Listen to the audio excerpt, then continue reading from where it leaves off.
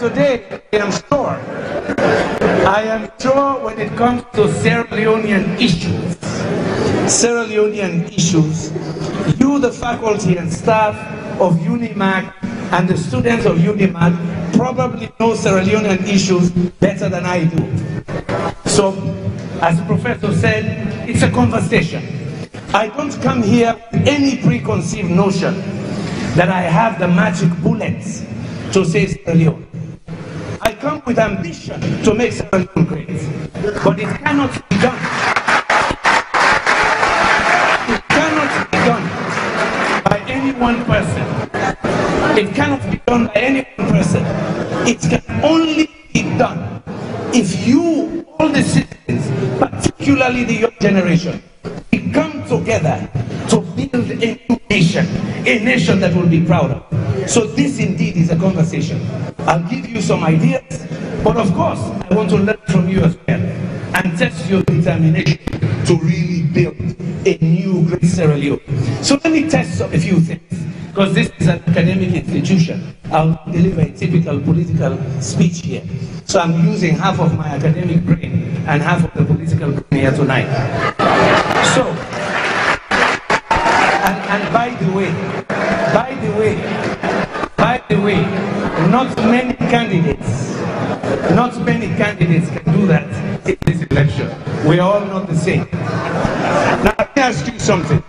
How many of you in this room, very honest question, how many of you in this room is happy, very, very happy with the state of the economy of this country?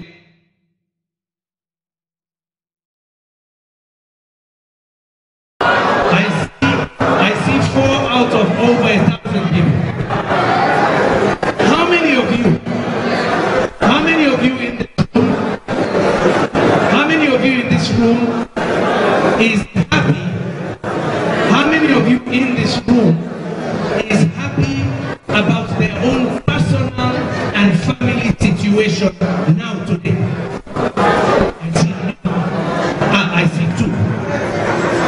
Now, how many of you believe that change must come?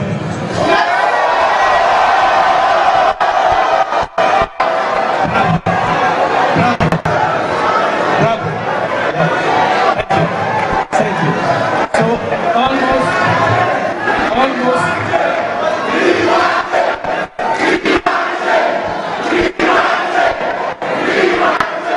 Thank you.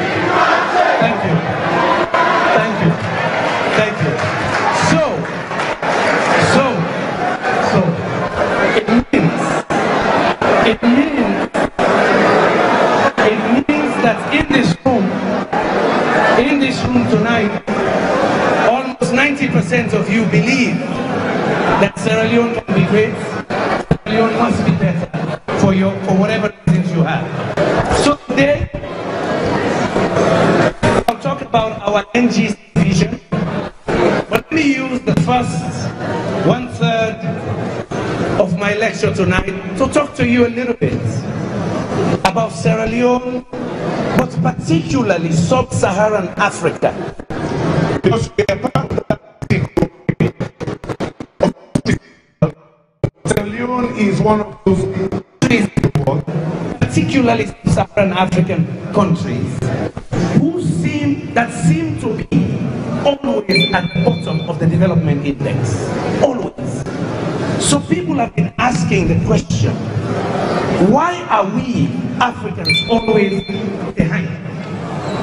Other academics have done a lot of research.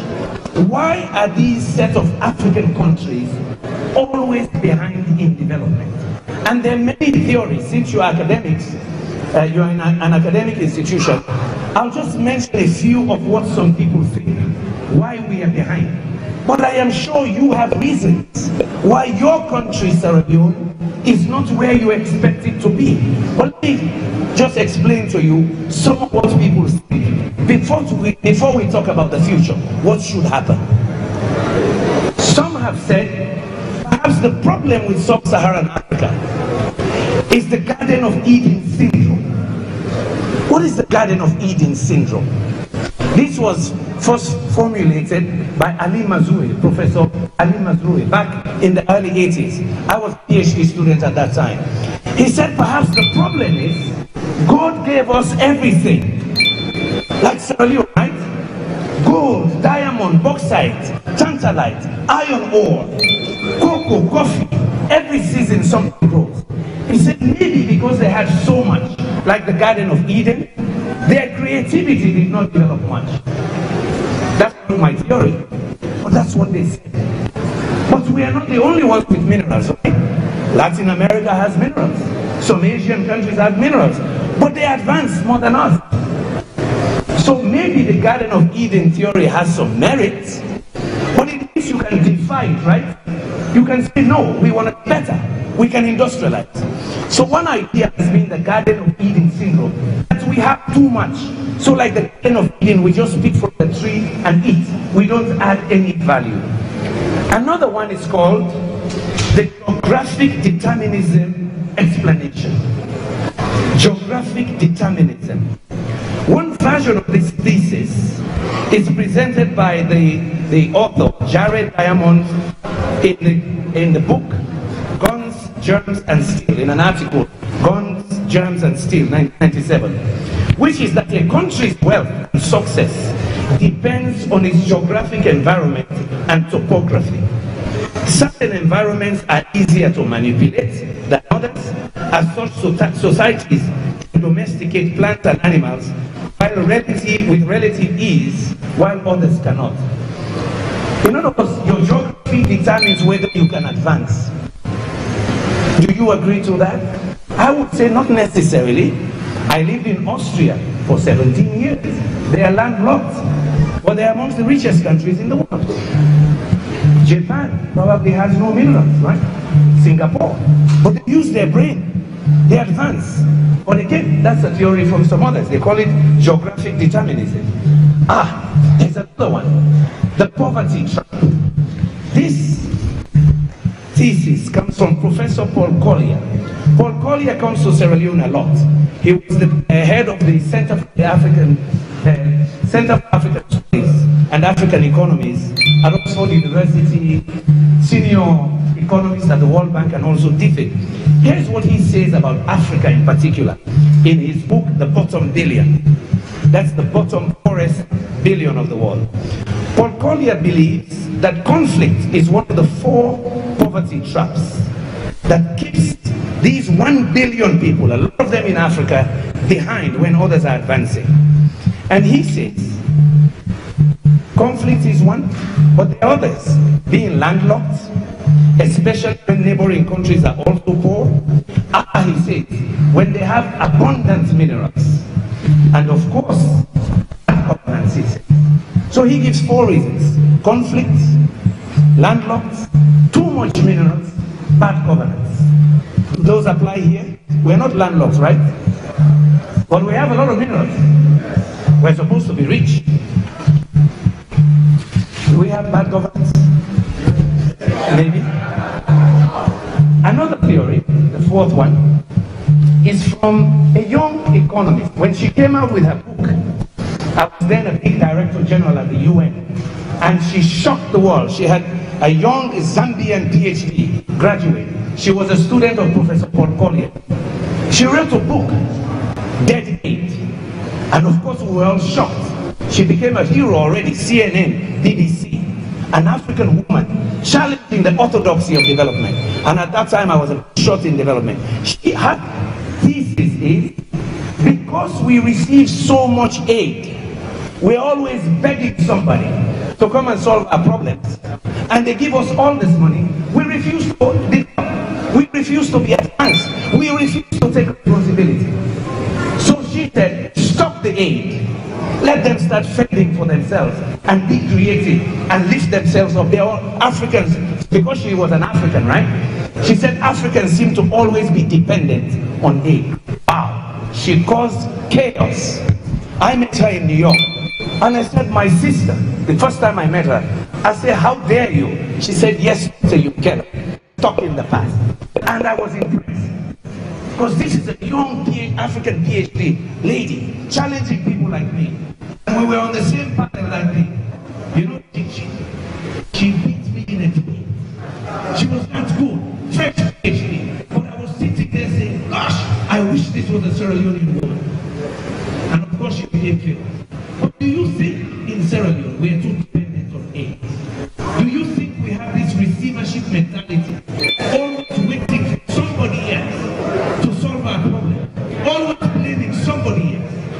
We are not advanced because there is some conspiracy somewhere. Oh, my condition is bad because somebody does not like me. So this is an African woman challenge.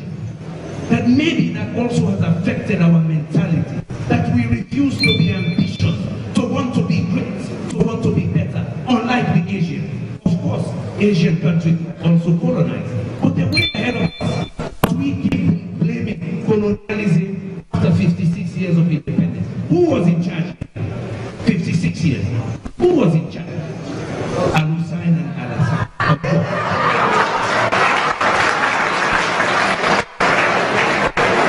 And yet, after 56 years,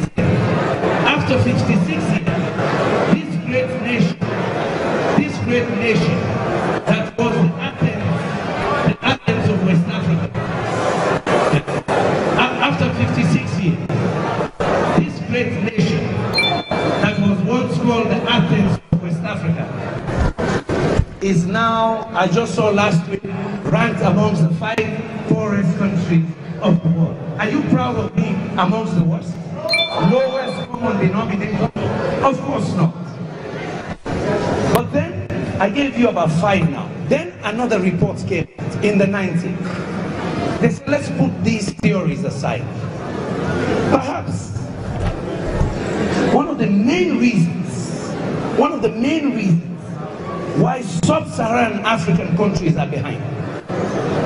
A group of researchers said the main reason could be bad governance and corruption. Bad governance and corruption. Because it was hard for these development experts to accept that people can keep blaming colonialism for over half a century when others who were colonized are now second world. Malaysia was not as rich as Ghana or Sierra Leone when they had independence, but they're all almost first world. India was colonized too, Vietnam, Cambodia. They had conflict worse than our conflict, but they're better than us. So people said, hey, this blame game should stop. These Africans must look at themselves, look inside their soul, and admit that they have governed themselves bad, and a good number of them have been corrupt, stealing our wealth and keeping it elsewhere. So they said bad governance and corruption must be a fundamental reason. Now I give you 6. When we have a conversation, you decide which one of those 6 fits your country. Because 99% of you said you don't like your condition of your country and you don't like your personal condition. So that's part 1 of our discussion, right? So we move to part 2.